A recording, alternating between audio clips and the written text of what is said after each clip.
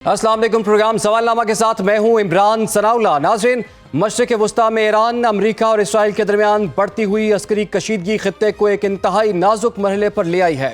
Iran और Israel के दरमियान मिसाइल और फ़ज़ाई हमलों की शिद्दत, जबकि अमरीका की जानिब से ईरान के खिलाफ मुमकिना या मुबैना फ़ौजी कार्रवाइयों के दावे इस बहरान को मज़ीद पेचीदा बना रहे हैं। अगर खलीजी रियासतों में ईरानी हमलों या किसी बड़े तसादुम का दायरा फैलता है तो इसके असरात न सिर्फ ईरान बल्कि पूरे खित्ते की सलामती, तवानाई की तरसील और आलमी मईशत पर भी पड़ सकते हैं। अमरीकी सियासी हलकों खुसूसन डोनाल्ड ट्रंप की ईरान के हवाले से सख्त पॉलिसियों और दबाव की हिकमत अमली भी इस तनाव को बढ़ाने में अहम अंसर समझी जाती है। दूसरी जानिब जंगी खदशात के बायस फ़ज़ाई आमदरफ्त मुतासर हो रही है और पाकिस्तान समेत मुख्तलिफ ममालिक से मशरिक़ वस्ता जाने वाली परवाज़ों की मनसूखी इस बात की अलामत है कि सूरत हाल सिर्फ अस्करी नहीं बल्कि मुआशी और सफरी सरगर्मियों को भी मुतासर कर रही है। मजमूई तौर पर अगर कशीदगी में कमी न आई तो इसके असरात तेल की कीमतों में इजाफे, आलमी मंडियों में अदम इस्तेहकाम, खित्ते में प्रॉक्सी तनाज़ात और इंसानी बहरान की सूरत में सामने आ सकते हैं, जबकि सिफारतकारी ही वो वाहिद रास्ता है जो इस मुमकिना बड़े तसादुम को रोक सकता है। मगर सवाल यही है कि क्या ईरान और इसराइल अमरीका मुज़ाकरात की तरफ आएंगे? क्या तीनों ममालिक अस्करी कशीदगी को कम होते हुए सियासी हल निकाल पाएंगे या नहीं? इसी पर बात करेंगे। हमें ज्वाइन कर लिया है साबिक मंदूब अक़वाम मुत्तहिदा साहब ने। मुनीर अकरम साहब, आपके वक्त का बहुत शुक्रिया। मुनीर अकरम साहब, जंग शुरू होने से पहले तो कहा गया था बड़ी महदूद किस्म की कार्रवाई होगी, बहुत जल्दी जो है वो मकासद इसके हासिल हो जाएंगे, लेकिन ये जंग तो हर गुजरते दिन के साथ फैल रही है। जिन्होंने जंग रुकवानी थी वो जंग शुरू करने वालों में से एक है। अब ये बताइए कि क्या ये सूरत हाल अब किसी के कंट्रोल में है? क्या अभी भी आप समझते हैं कि सिफारतकारी के जरिए सूरत हाल को कंट्रोल किया जा सकता है या फिर ये मामला आउट ऑफ कंट्रोल हो चुका है? जी, फिलहाल तो देखें, ये जंग जैसे आप कह रहे हैं आउट ऑफ कंट्रोल है, क्योंकि अब किसके हाथ में नहीं है कि एक मुआहदा इस पे कोई डिप्लोमेसी के तहत हो सके। इस वक्त जंग जारी है, दोनों तरफ ने कहा है कि हम जंग जारी रखेंगे। अमेरिका और इजराइल बमबारी जारी रखे हैं उन्होंने। ईरानी हुकूमत ने कहा कि हम अपनी दिफाई कुव्वत हमारे पास है, हम जवाब देते रहेंगे। उन्होंने बहुत मुल्कों पर मिसाइल वगैरह वहाँ फेंके हैं, जो अमेरिकन अड्डे हैं उन पर फेंका है, कुछ सिविलियन टारगेट्स भी हुए हैं। तो अब ये जंग मेरे ख्याल में हाथ से बाहर है दोनों तरफ की, और ये जारी रहेगी। ये एक टेस्ट ऑफ स्ट्रेंथ है, और अब हमने देखना होगा कि ये चंद हफ्ते तो चलेगी, और उसके बाद में क्या होता है वो देखने की ज़रूरत है। पर इस वक्त मेरे ख्याल में कोई सिफारती रास्ता नहीं है इस जंग को रोकने का। अच्छा मुनीर साहब, ये भी अर्ज़ कीजिएगा, जो कि हमले जिनका हम पहले भी जिक्र कर रहे हैं कि जो कि ईरान ने किए, अज़रबैजान में हुए, तुर्की में हुए, रियाज में हुए, इसके अलावा कतर की गैस फील्ड में हुए, इसमें से बहुत से ऐसे हमले हैं जिसमें ईरान ने कहा है कि ये हमले हमने नहीं किए और इसमें किसी तीसरी क़ुव्वत का हाथ है। क्या इस कॉन्फ्लिक्ट के अंदर आपको लगता है कि इसराइल जो है ईरान को आइसोलेट करने के लिए इस तरह के अटैक्स करवा रहा है? जी, अब तक कह नहीं सकते हैं। बहुत मर्तबा इजरायलीज ने फॉल्स फ्लैग अटैक्स किए हैं, फॉल्स फ्लैग ऑपरेशंस किए हैं, तो ये हो सकता है कि उन्होंने खुद ने ये जंग को फैलाने के लिए किया। पर इसमें ये भी हो सकता है कि कुछ ऐसे इदारे हैं जो ईरान की हिमायत करते हैं, इराक में हैं, हुतीस हैं, और शायद वहाँ से ये हमला हुआ हो। ये इस वक्त मेरे ख्याल में हम डेफिनेटिवली नहीं कह सकते हैं ये किसने किया है, पर जंग फैल गई है। ये उसके नतीजा तो यही निकला है कि जंग फैल गई है। सर, जैसे कि आप कह रहे हैं कि जंग फैल गई है और वो उसके असरात हमें नज़र भी आ रहे हैं, अब पाकिस्तान के लिए एक वाज़ेह पोजीशन लेना आपके ख्याल में कितना ज़रूरी हो गया है? ईरान जो है वो हमारा हमसाया मुल्क है, दोस्त मुल्क है, इसके अलावा सऊदी अरब और खलीजी ममालिक से भी हमारे बड़े करीबी ताल्लुकात हैं। ये पाकिस्तान के लिए कितना बड़ा चैलेंज होगा कि पाकिस्तान इस कॉन्फ्लिक्ट में एक वाज़ेह पोजीशन ले? یہ دیکھیں ہم نے جو اب تک جو پوزیشن لی ہے اور ہر وقت لی ہے یہ ایران کے نیوکلیر مسئلے میں اور یہ ایران کی امریکہ کے ساتھ جو اختلاف ہیں ان کے بارے میں جو پوزیشن ہم نے لی ہے وہ ایک پرنسپل کے تحت ہے، اور پرنسپلز کے تحت یہ ہم نے کہہ دیا کہ جی یہ جو حملہ ہوا ہے یونیلیٹرل حملہ ہوا ہے، باوجود کوئی کاز نہیں تھا اور یہ اللیگل ہے، ہم نے کنڈیم کیا ہے، یوز آف فورس جو ہوا ہے ایران کے خلاف ہم نے اس کو کنڈیم کیا ہے۔ تو اسی طرح سے جو کچھ بھی واقعات ہوتے ہیں ہم نے ایک اصولی پوزیشن لینی ہے۔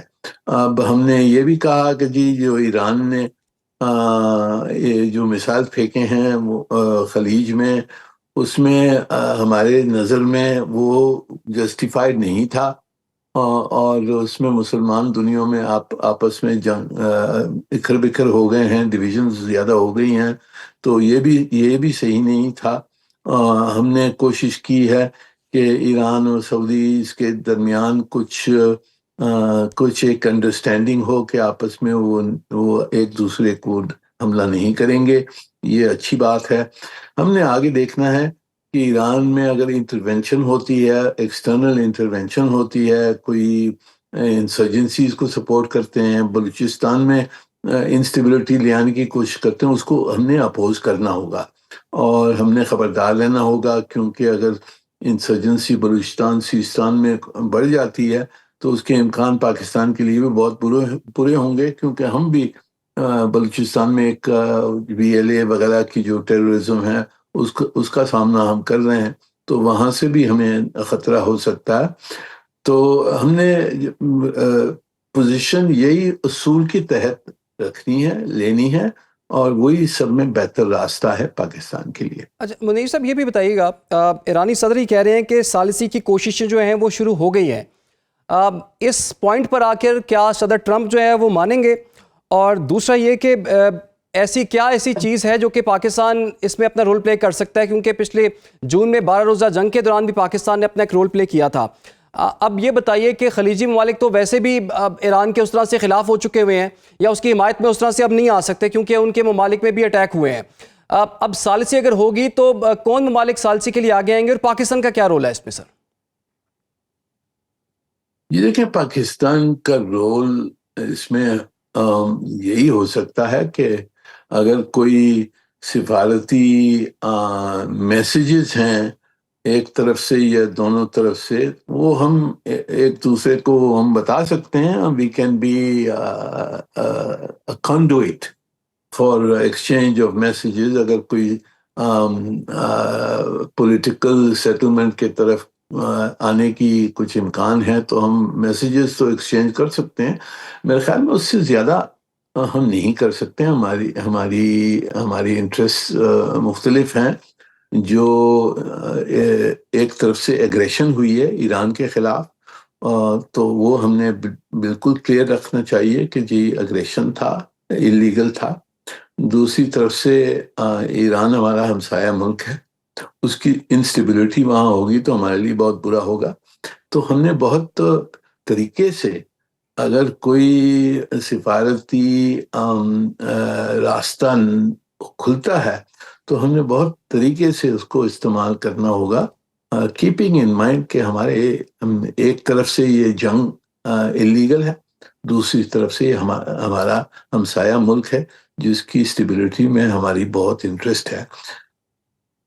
اچھا منیر صاحب، یونائٹڈ نیشنز کا یہ جو حالیہ غزہ کا کانفلکٹ دیکھ لیں، یا اس کے بعد ابھی ایران پہ جو حملہ ہوا ہے، اس کانفلکٹ میں یونائٹڈ نیشنز کا کیا رول دیکھ رہے ہیں؟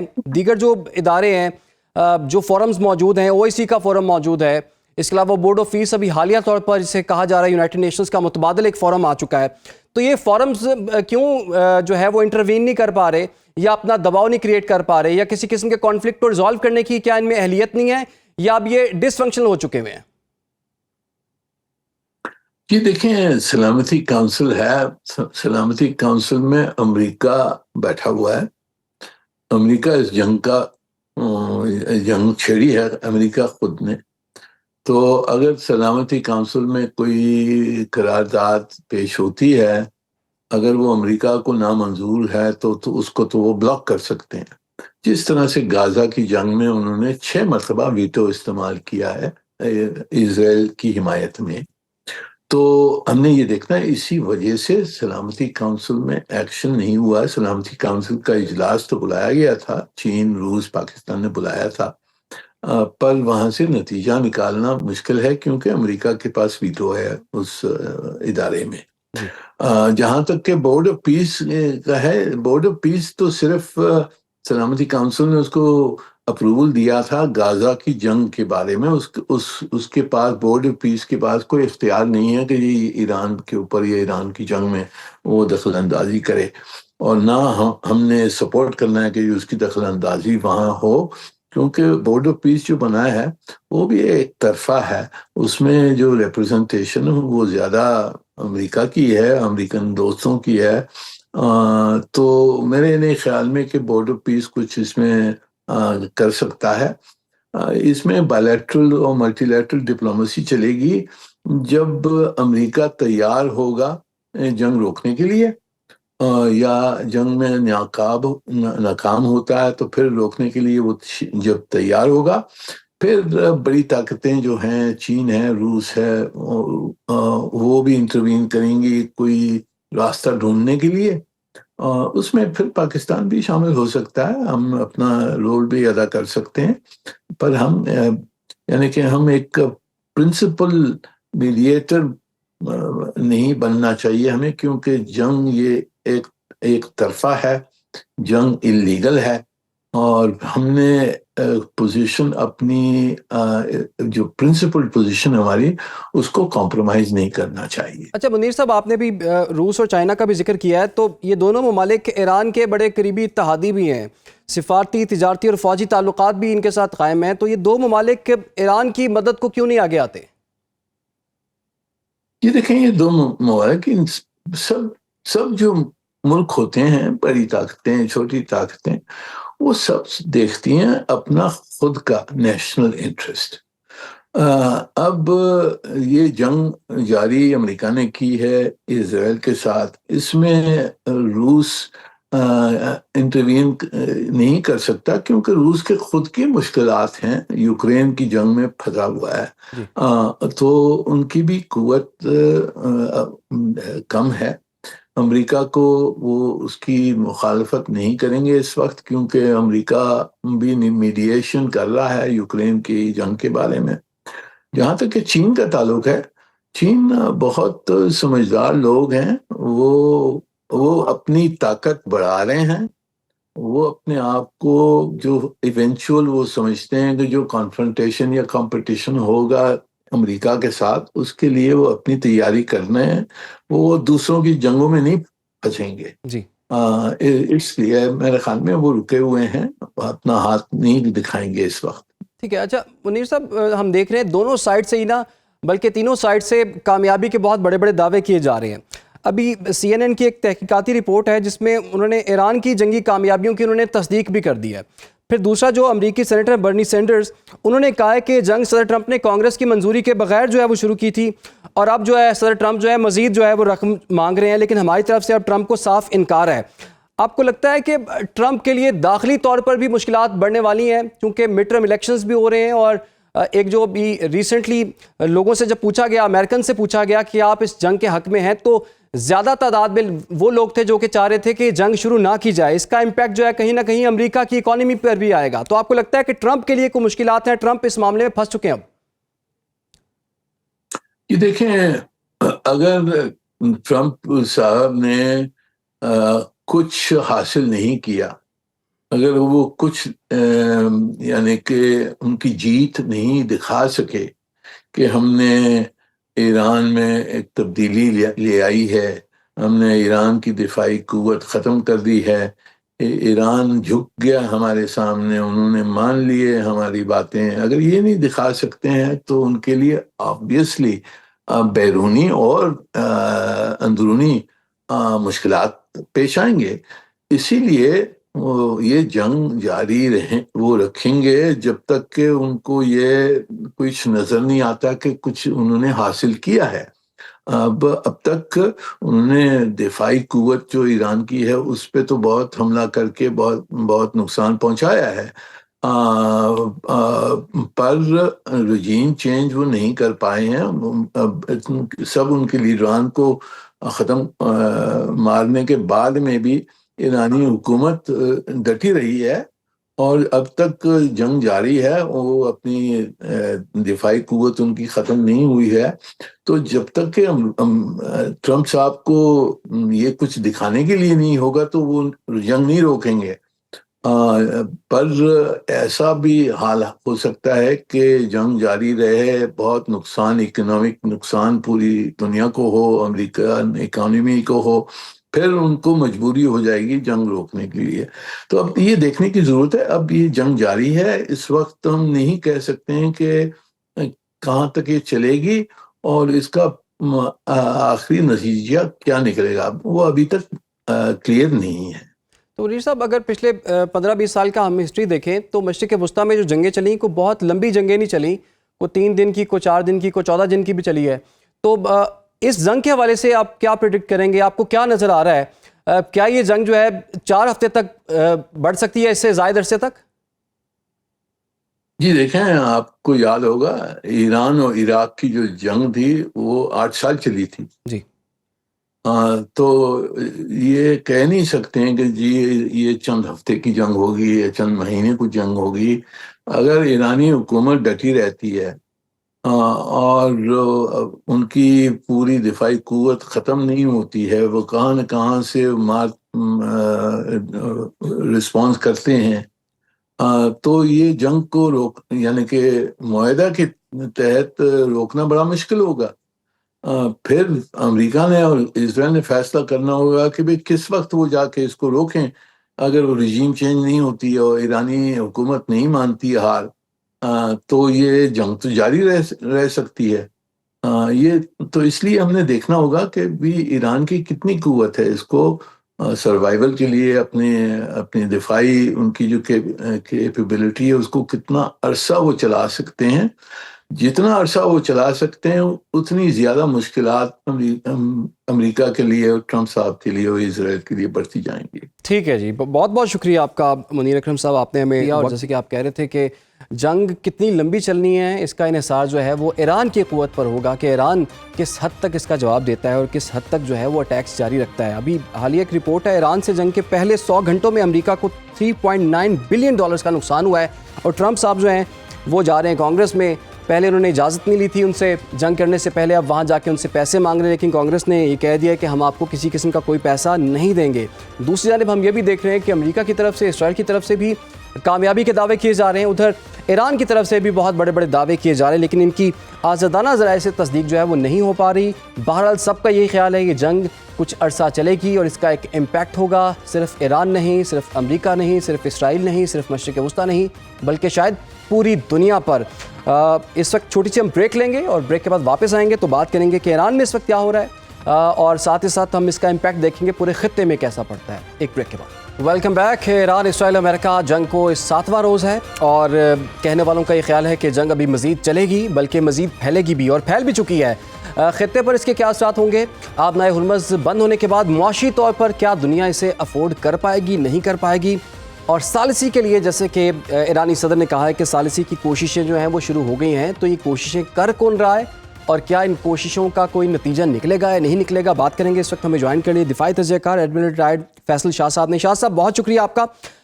شاہ صاحب، بڑے محدود قسم کی جنگ کا پہلے کہا جا رہا تھا کہ بڑی محدود قسم کے ٹارگٹس ہم چنیں گے اور اس کے بعد مقاصد حاصل ہو جائیں گے اور اس کے بعد رجیم چینج ہو جائے گی۔ ایسا بالکل بھی نہیں ہوا۔ 7 روز ہو گئے ہیں، آپ کو کیا لگتا ہے جنگ کتنی چلے گی، اور کیا دونوں طرف سے ثالثی کی کوششیں ہوں گی یا پھر اس جنگ کو جاری رکھنے پر اتفاق کیا جائے گا؟ بہت شکریہ مجھے پروگرام میں لینے کا۔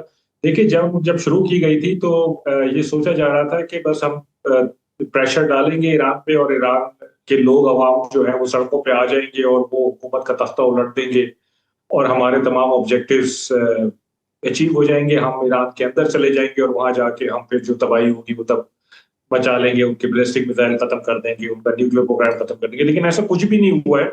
تو اب ایک فرسٹریشن کا مظاہرہ ہے جو آپ کو نظر آتا ہے امریکہ اور اسرائیل کی طرف سے۔ اسرائیل کی کوشش یہ ہے کہ یہ جنگ چلتی رہے اور اس میں خطے کے باقی ممالک شامل ہو جائیں باقاعدہ طور پہ، کیونکہ وہ یہ سمجھتا ہے کہ ان کے شامل ہونے سے اس کو 3 فائدے ہوں گے۔ پہلا فائدہ یہ ہوگا کہ جو ان کے پاس ویپن اور اکوپمنٹ ہے وہ یو ایس اور ویسٹرن اوریجن کا ہے، تو وہ آرام سے انٹیگریٹ ہو جائے گا ان ویپن سسٹمز کے ساتھ جو اسرائیل اور یو ایس یوز کر رہے ہیں ایران کے خلاف۔ تو ایک جو کمی بیشی کا خدشہ محسوس ہو رہا ہے میونیشنز میں، یعنی آرمز ایمونیشن میں جو ہو رہا ہے کہ جی ہمیں کم پڑ جائیں گے میزائلز اور انٹرسیپٹرز وغیرہ، تو وہ پورے ہو سکتی ہے کمی بیشی ان کے جوائن کرنے سے۔ دوسرا فائدہ یہ ہوگا کہ اسرائیل کے عرب اور پرشینز کی جو ایک ہسٹوریکل لڑائی ہے وہ لڑائی دوبارہ ریوائیو ہو جائے گی اور وہ پھر کئی سال تک چلتی رہے گی، جو بڑی مشکلوں سے ابھی کچھ چند سال پہلے ختم ہوئی۔ اور تیسرا فائدہ یہ ہوگا کہ یہ آپس میں لڑ کے خود ہی کمزور ہو جائیں گے اور اسرائیل یہاں کا ایک اسٹرانگیسٹ ملک بن جائے گا، طاقتور ترین ملک بن جائے گا، جو اس کا الٹیمیٹ آبجیکٹو ہے اس لڑائی میں کہ میں جب گریٹر اسرائیل کا پلان میں پیش رفت کروں تو میرے آگے کوئی چیلنجر نہیں ہونا چاہیے، تو وہ آٹومیٹیکلی یہ کام ہو جائے گا۔ امریکہ جو ہے وہ اس وقت پھنس چکا ہے کیونکہ یہ اسرائیل کی اصل میں جنگ ہے اور امریکہ اس میں کود پڑا تھا، لیکن امریکہ کے پاس اس وقت کافی مواد ہے جس کو وہ فیس سیونگ کے طور پہ یوز کر کے اس جنگ سے نکل سکتا ہے، اور میرا خیال ہے کہ امریکہ اس جنگ سے نکلنا بھی چاہتا ہے کچھ، کیونکہ انڈائریکٹ میسیجنگ کی ہے اس نے ایران کے ساتھ کہ میں بات چیت کے لیے تیار ہوں، لیکن ایرانینز نہیں مان رہے۔ ایرانینز یہ چاہتے ہیں کہ اس جنگ کو تول دیا جائے، اور ایرانینز یہ بات پہلے نہ کہیں کہ جنگ روکی جائے، بلکہ یہ بات امریکہ اور اسرائیل کی طرف سے آنی چاہیے کہ ہم جنگ روکنا چاہتے ہیں۔ اگر ایران نے آج یہ کہہ دیا کہ میں یہ جنگ روک دیں اور مجھ سے بات چیت کر لیں، تو کچھ مہینوں بعد یہ جنگ دوبارہ اس پہ مسلط کر دی جائے گی۔ تو میرا خیال ہے کہ ایران نے یہ ٹھان لی ہے کہ جو اس کے پاس کیپیبلٹی ہے، جو اس کے پاس کیپیسٹی ہے، جو طاقت ہے، اس کے حساب سے وہ لڑتا رہے، اس کو آپٹیمائز کرے اور وہ خطے کے ممالک کو انوالو کرے تاکہ وہ اپنا پریشر بڑھائیں، وہ دنیا کے ممالک کو انوالو کرے اپنا ہرمز بند کر کے تاکہ وہ پریشر بڑھائے امریکہ اور اسرائیل پہ کہ اس جنگ کو روکا جائے۔ لیکن میرا نہیں خیال کہ ایران خود سے کہے گا کہ ہم نے جنگ روکنی ہے۔ اچھا شاہ صاحب، جیسے کہ آپ کہہ رہے ہیں کہ اگر جنگ طول پکڑتی ہے تو اسرائیل کے یہ مفاد میں ہے اور اسرائیل چاہتا ہے کہ یہ جنگ پھیلے بھی، اور پھیل بھی چکی ہے۔ اب ایران نے پہلے ہی کہا تھا کہ اگر ہم پر حملہ ہوا تو ہم جو مشرق وسطیٰ میں جو امریکی ایسٹس ہیں نا ان کو نقصان پہنچائیں گے۔ ایران نے ایسا کیا بھی اور مشرق وسطیٰ کے بہت سے ممالک نے اس کی مذمت بھی کی ہے۔ ایران کی کیا یہ پالیسی آپ کو کامیاب ہوتی ہوئی نظر آ رہی ہے کہ جس میں ایران یہ سمجھ رہا تھا کہ اگر یہ جنگ پھیلتی ہے مشرق وسطیٰ تک تو امریکہ پر دباؤ بڑھے گا، تو کیا امریکہ ہم کہہ سکتے ہیں اس وقت دباؤ میں ہے؟ جی، میرا خیال ہے کہ یہ کامیابی سے ان کی پالیسی جاری ہے، اور آپ دیکھیں کہ گلف کنٹریز ہیں، انہوں نے اتنے اٹیکس ایران کی طرف سے ہونے کے باوجود ایران پہ کوئی اٹیک نہیں کیا، بلکہ انہوں نے برملا کہا ہے کہ ہم اپنی بیسز اور ہم اپنے ٹیریٹری میں سے جو بیسز ہیں اور اپنی ایئر سپیس یہ امریکہ کو یوز نہیں کرنے دیں۔ تو یہ ایک بہت بڑا تماچا ہے امریکہ کے منہ پہ کہ اتنا کچھ کرنے کے بعد بھی جو عرب کنٹریز ہیں وہ اس کے ساتھ باقاعدہ شامل نہیں ہو رہی ہیں، بلکہ وہ الٹا امریکہ سے مطالبہ کر رہی ہیں کہ ہم نے اتنی انویسٹمنٹ تمہارے اندر کی ہے، تمہیں بیسز بھی دیے ہیں، تم نے گارنٹیز بھی ہمیں سیکیورٹی کی دی، تم سے ہم نے ویپن سسٹمز بھی خریدے ہیں، لیکن اس کے باوجود آج ہماری سلامتی خطرے میں ہے، اور تم یہاں سے چیزیں اٹھا کے اسرائیل کو پروٹیکٹ کرنے کی بات کر رہے ہو، پیٹریوٹ میزائلز کو شفٹ کر رہے ہو سعودی عرب سے اور یو اے ای سے، اور وہ اسرائیل کی طرف جا کے لگا رہے ہو۔ تو یہ ایک بہت بڑا خلا پیدا ہو رہا ہے، اور اس جنگ کے بعد آپ دیکھیں گے کہ یہ مڈل ایسٹ وہ مڈل ایسٹ نہیں رہے گا جو اس جنگ سے پہلے تھا۔ تو ایران کی میں سمجھتا ہوں کہ پالیسی بڑی کامیابی سے جاری ہو ساری ہے، اور جو ابنائے ہرمز اس نے بند کی ہے اس کی وجہ سے جو دنیا میں بیسیکلی ایفیکٹس آ رہے ہیں یا آنے والے ہیں، اس کی وجہ سے یہ پریشر مزید بڑھے گا امریکہ۔ اچھا شاہ صاحب، یہ بتائیے کیا یہ جنگ جو ہے مزید کچھ ہفتوں تک جاری رہ سکتی ہے؟ کیونکہ ڈونلڈ ٹرمپ یہ کہہ رہے ہیں کہ جو فرسٹ 24 آورز تھے نا اس میں جو اٹیکس ہوئے تھے ایران کی جانب سے، اب اس میں 90% تک کمی آ چکی ہوئی ہے۔ ٹرمپ یہ کہہ رہے ہیں کہ ہم نے ان کی ایئر فورس تباہ کر دی، ان کی بحریہ تباہ کر دی، ان کی ٹاپ ٹیئر کی جو عسکری لیڈرشپ تھی وہ تباہ کر دی، سیاسی لیڈرشپ اس کو ختم کر دیا۔ تو تو اس وقت آپ کو کیا لگتا ہے کہ ایران کے پاس اب کتنی طاقت ہے کہ وہ ان دو قوتوں کا مقابلہ کر سکتا ہے اب بھی؟ دیکھیے جہاں تک تو لیڈرشپ کا تعلق ہے نا، تو اس کے ختم ہونے نہ ہونے سے کوئی فرق نہیں پڑتا. یہ ایک آئیڈیالوجیکل سسٹم ہے اور اس میں اچھی زندگی سے زیادہ اچھی موت کو ترجیح دی جاتی ہے. آپ نے دیکھا کہ سپریم لیڈر کی ڈیتھ ہو گئی، اوپر والے تمام لیڈران کی ڈیتھ ہو گئی، اس کے باوجود ایران 7 دن ہو گئے ہیں اور وہ مستقل لڑ رہا ہے، اور اس کی حکمت عملی میں کوئی چینج نہیں ہے، کوئی کمی نہیں ہے، کوئی لچک نہیں ہے. اس کا مطلب ہے کہ انہوں نے یہ جو حکمت عملی بنائی ہوئی ہے یہ پہلے کی بنی ہوئی ہے اور اس پہ وہ عمل پیرا ہے، کسی کے آنے جانے سے کوئی فرق نہیں پڑ رہا ہے. ایران میں عوام کو اگر آپ دیکھیں تو وہ سڑکوں پہ حکومت کے خلاف نہیں نکلے، بلکہ وہ امام خامنہ ای کے دکھ میں باہر نکلے ہوئے ہیں، جگہ جگہ جمع ہو رہے ہیں اور ان کے لیے دعائیں کر رہے ہیں. تو ایران کی یہ جو انٹیگریشن ہے، جو نیشنل انٹیگریشن ہے، اس پہ کوئی فرق نہیں پڑا ہے. جہاں تک بات آپ کر رہے ہیں کہ یہ جنگ ہفتوں چل سکتی ہے، دیکھیں اس وقت امریکہ کے لیے یہ جنگ $1 بلین پر ڈے پہ چلی گئی ہے. $1 بلین پر ڈے. ایران ایک $20,000 کا ڈرون فائر کرتا ہے اور وہاں سے $4.5 ملین کا انٹرسپٹر فائر کیا جاتا ہے، اسرائیل کی طرف سے بھی، امریکہ کی طرف سے بھی، اور جو خلیجی ممالک ہیں ان کی طرف سے. $1 بلین کا بل امریکہ کو ڈیلی پڑ رہا ہے، باقی ممالک کو الگ پڑ رہا ہے، اسرائیل کو بھی پڑ رہا ہے. کب تک یہ برداشت کریں گے اور کب تک ان کی قوم، ان کی جو اقوام ہیں وہ ان کو برداشت کرنے دیں گی اور ان کو چیلنج نہیں کریں گی؟ امریکہ کے اندر پرابلم شروع ہو گئے ہیں. اسرائیل کے جو بنجمن نیتنیاہو ہیں وہ آلریڈی کرپشن کے کیسز میں پھنسے ہوئے ہیں اور ان سے بچنے کے لیے وہ ہر نیا محاذ تھوڑے دن بعد کھول لیتے ہیں. تو یہ میرا نہیں خیال کہ یہ جنگ بہت عرصے چل سکے گی.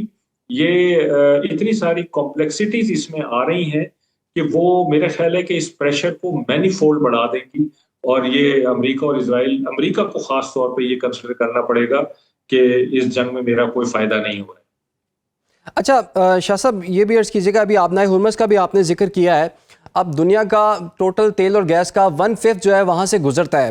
آج بھی پچھلے 24 گھنٹوں سے وہاں کوئی شپ جو ہے وہ نہیں گزر سکا، اور 80 کروڑ بیرل جو ہے نا ڈیلی کی وہاں سے تیل کی جو سپلائی ہوتی ہے اب وہ نہیں ہو رہی، جس سے پاکستان بھی افیکٹ ہو رہا ہے، چائنا بھی افیکٹ ہو رہا ہے، اور انڈیا کا بھی 40% جو آئل ہے وہ وہیں سے آتا ہے.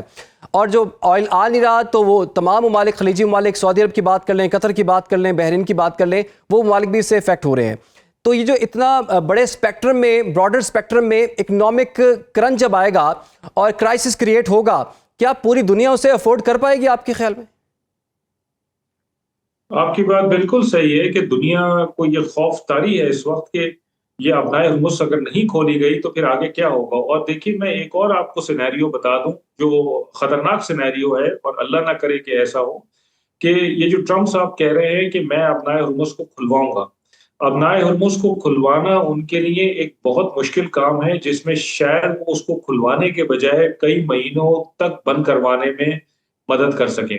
وہ اس طرح سے کہ آبنائے ہرمز کو پاسداران انقلاب کی نیوی نے بند کیا ہوا ہے، جو کہ چھوٹی بوٹس اور میزائل بیٹریز پر مشتمل ہے ان کی طاقت، اور ان کو کسی بڑے شپ نے آ کے اگر ختم کرنا ہے تو وہ اس کے لیے بڑا مشکل کام ہے، کیونکہ وہ بڑا شپ خود ایک بڑا ٹارگٹ بن جاتا ہے ان کے لیے.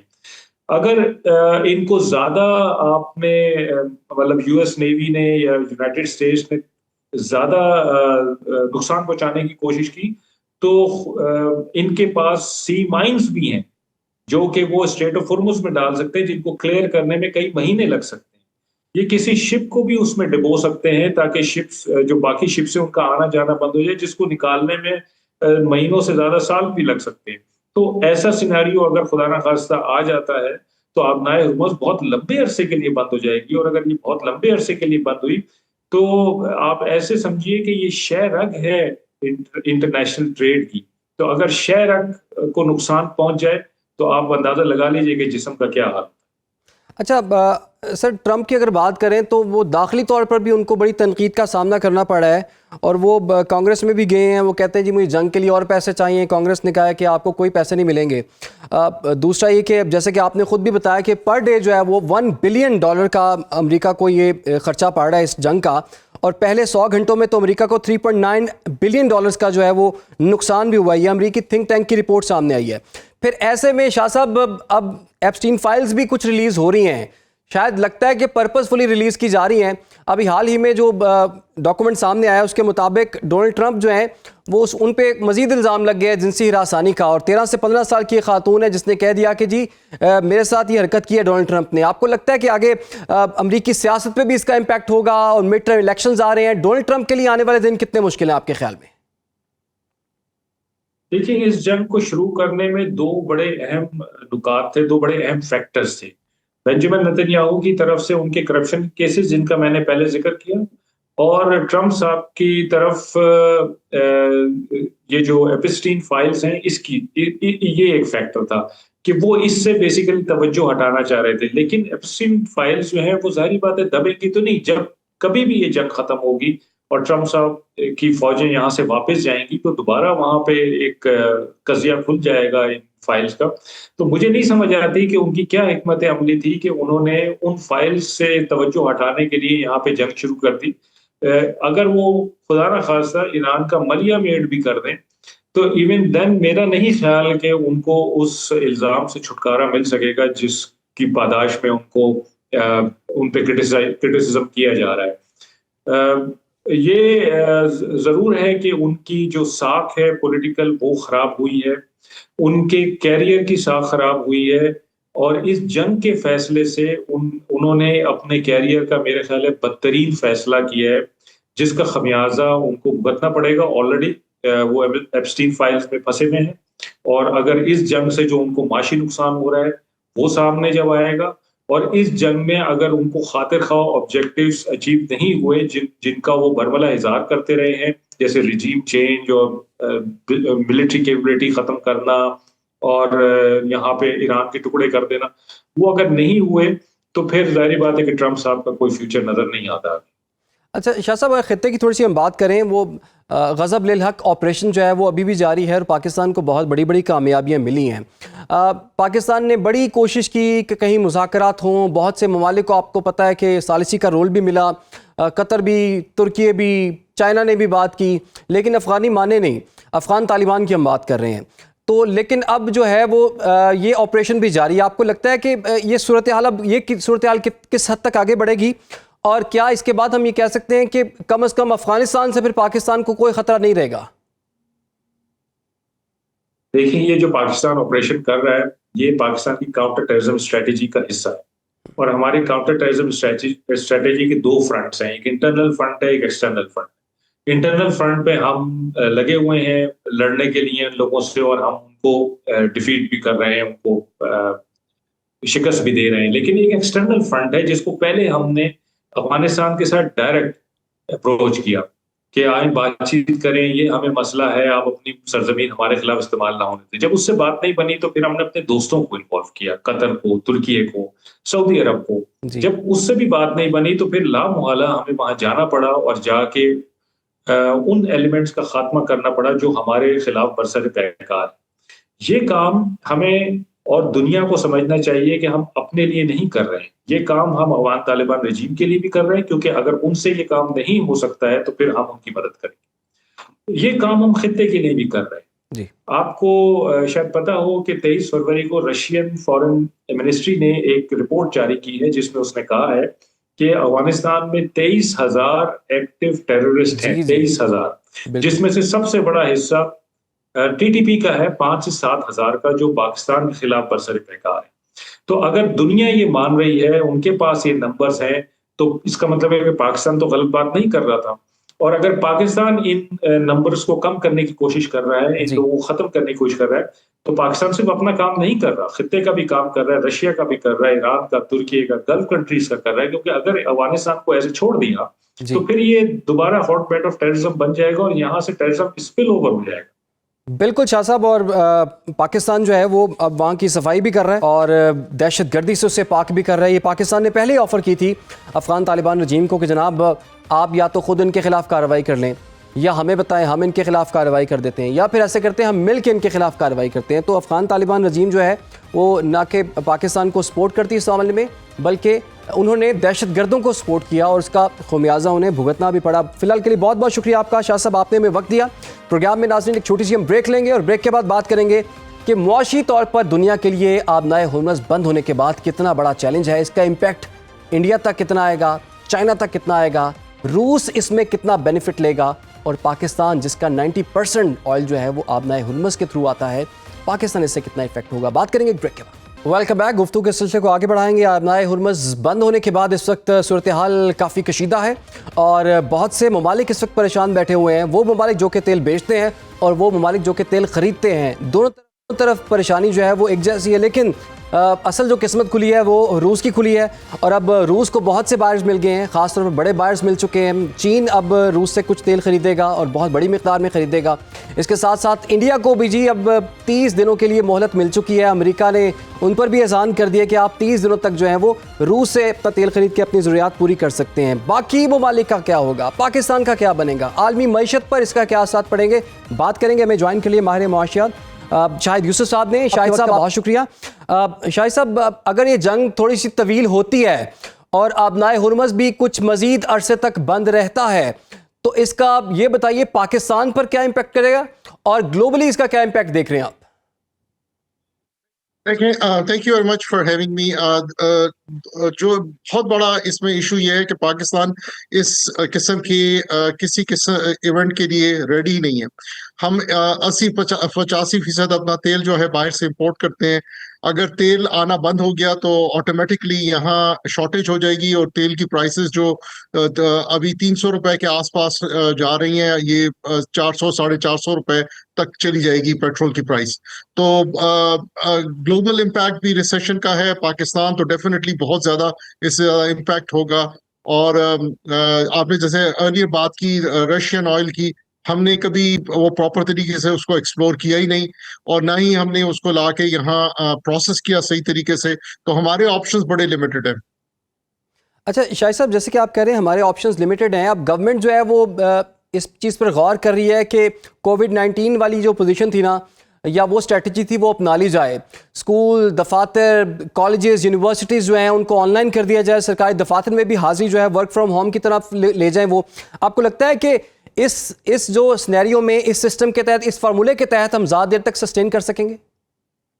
نہیں, دیکھیں کووڈ کے دوران بھی ہمارا جو ایک گورنمنٹ کا فریم ورک تھا وہ اسمارٹ لاک ڈاؤن کا تھا. It was not a complete lockdown.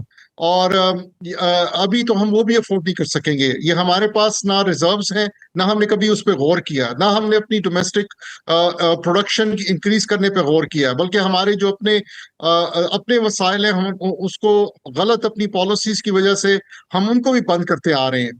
اور ان حالات میں ہمارے پاس بیسکلی آپشن کوئی بھی نہیں ہے. ہم بہت زیادہ پرابلم ہے. اگر یہ کنٹینیو کی وار تو بہت زیادہ پرابلم پہ پھنس جائیں گے. اور اس اسمارٹ لاک ڈاؤن یا یہ لاک ڈاؤن وغیرہ سے کچھ تو فرق پڑے گا, مگر ہم اس کو زیادہ سسٹین نہیں کر سکتے. تو سر عوام تو کافی پریشان ہے. آپ کو پتا ہے کہ لوگ جو ہے پیٹرول پمپس کے چکر بھی لگا رہے ہیں, کچھ لائنز بھی وہاں پر لگ جاتی ہیں, اور جیسے آپ کو پتا ہے کہ پاکستان میں خبر آنے کی دیر ہوتی ہے, اس کے بعد جو ہے وہ شارٹیج جو ہے وہ ہو جاتی ہے. تو عوام کے پاس اس وقت آپشن کیا ہے, اور گورنمنٹ کیا اس پوزیشن میں ہے کہ کوئی ایسا میکنزم پھر بنا لے, یعنی کہ متبادل توانائی کے کچھ ذرائع ہمارے پاس ایسے کوئی موجود ہیں کہ ہم کم از کم یہ 2-4 ہفتے جو ہے کمفرٹیبلی جو ہے گزار سکیں؟ نہیں, بالکل نہیں ہے, ہمارے پاس ہے ہی نہیں. دیکھیں پرابلم یہی ہے نا کہ ہم کرائسس ٹو کرائسس چلتے ہیں. پاکستان کبھی بھی لانگ ٹرم نہ سوچتا ہے, نہ کرتا ہے, نہ ہوتا ہے. باتیں ہم بہت بڑی بڑی کرتے ہیں, ویژن 2030 تو ویژن 2050 اور ویژن یہ اور ویژن وہ بناتے جاتے ہیں, عمل ہم نہیں کرتے. اور اگر آپ دیکھیں پاکستان کی جو ٹریجڈی ہے سب سے بڑی, کہ پاکستان کے پاس اتنا آئل اینڈ گیس ہے, اتنا آئل اینڈ گیس ہے کہ ہم اپنی ٹوٹل فورن ڈپینڈنس ختم کر سکتے ہیں, مگر ہم لانگ ٹرم انویسٹمنٹ کرتے ہی نہیں ہیں. گیو این ایگزامپل, ہماری جو کے پی ہے, کے پی اس وقت پاکستان کا تقریباً جو ہم پروڈکشن کر رہے ہیں 40-45% پروڈیوس کر رہا ہے, اور وہاں تقریباً 27 کے 29 بلاکس ہیں, جن میں سے صرف 3 یا 4 بلاک سے ہم یہ پروڈکشن 40,000 بیرل تقریباً 45,000 بیرل نکال رہے ہیں. ہمیں دن کا 4 لاکھ بیرل چاہیے. 4 में से 3 लाख बैरल सिर्फ केपी के, अगर बाकी जो ब्लॉक्स हमारे पास पड़े हैं उसको अगर हम डेवलप कर लें तो हम 3 लाख बैरल वहां से प्रोड्यूस कर लें। इसके अलावा अगर आप नॉर्दर्न बलूचिस्तान को देखें तो नॉर्दर्न बलूचिस्तान में केपी से भी ज्यादा तेल है हमारे पास। हम अगर सिर्फ ये 2 बेसन ही एक्सप्लोर करें और इसी को डेवलप कर लें तो हमारी अपने ऑयल एंड गैस की नीड्स कंप्लीट हो जाएंगी।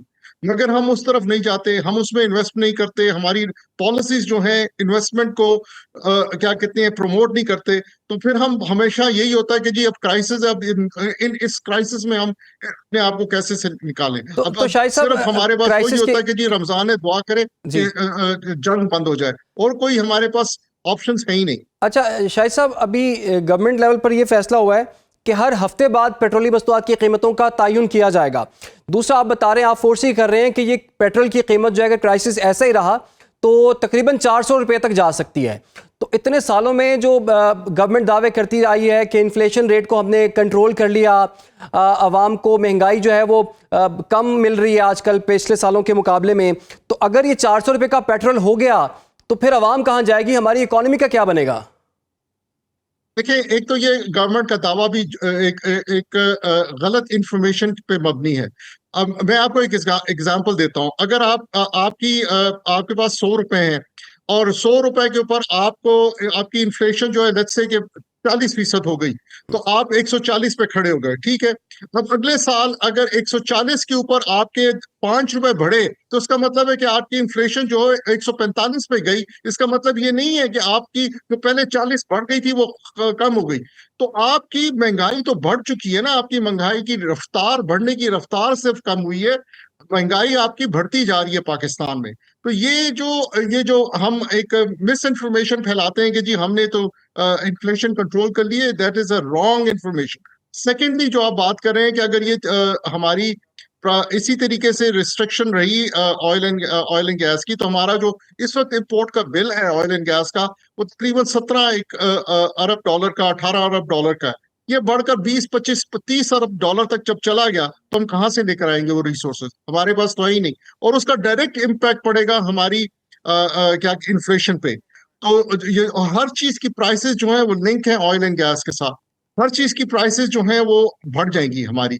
और क्योंकि हम इतने इंपोर्ट डिपेंडेंट हैं हर चीज के लिए कि हम थोड़ा से भी इसमें जो इम्पैक्ट आता है उसका बहुत बड़ा इम्पैक्ट होगा, तो लोकली भी जी। और इस ऑयल एंड गैस की सप्लाई की बंदिश से जो ग्लोबल इम्पैक्ट है उस पे भी जो इन्फ्लेशनरी इम्पैक्ट है उसका भी असर हम पे आएगा।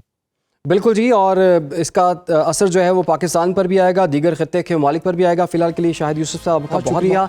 और आबनाए हुर्मज़ है, अगर 1 महीने वो बंद रहती है तो कम अज़ कम उसका जो ग्लोबल इम्पैक्ट आएगा 50 से 60 अरब डॉलर तक आएगा, और उसमें तमाम बड़े ममालिक भी शामिल हैं और ऑयल प्रोड्यूस करने वाली कंट्रीज़ भी शामिल हैं, पाकिस्तान जैसे तरक्की पजीर ममालिक जो हैं वो भी शामिल हैं। देखना होगा कि आने वाले दिनों में ये जंग बढ़ती है नहीं बढ़ती। अभी डोनाल्ड ट्रंप का ये बयान सामने आया है कि उन्होंने कहा है कि गैर मशरूत तौर पर अगर ईरान हथियार डाल दे तो ये जंग ख़त्म हो सकती है, लेकिन ईरान ने पहले ही इस चीज़ को अनाउंस किया हुआ है कि ईरान ना तो हथियार डालेगा और ना ही किसी किस्म के मुज़ाकरात करेगा अमेरिका से। तो अब देखना होगा कि सिफारतकारी में क्या मामला चलता है और क्या कुछ मुल्क आगे आके सालसी का रोल प्ले करते हैं, और क्या ये जंग जो है वो ख़त्म हो सकती है या इससे भी मज़ीद बढ़ेगी। प्रोग्राम का वक्त खत्म हो जाता है, इजाज़त दीजिए, अल्लाह।